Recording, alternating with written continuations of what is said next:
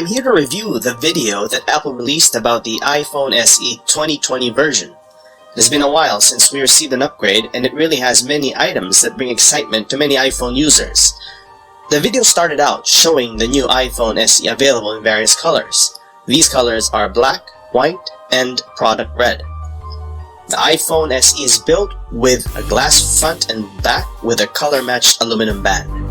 It features a 4.7-inch screen with the security of Touch ID. All the power needed for a high-speed mobile game using the A13 Bionic chip. It also boasts of portrait lighting effects, that is, natural light, stage light, high-key light mono, and many more. It's native to a 4K video recording capability.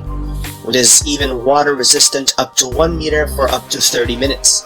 It also advertises a long battery life for all that it can do, but notice the fine print that says battery life varies by use. This is also one of the biggest pitch for Apple in this version, that privacy is built in. There is lots to love for less to spend. Price points are as follows. iPhone SE will be available in 64GB, 128GB, and 256GB models in black, white, and product red, starting at $399 US.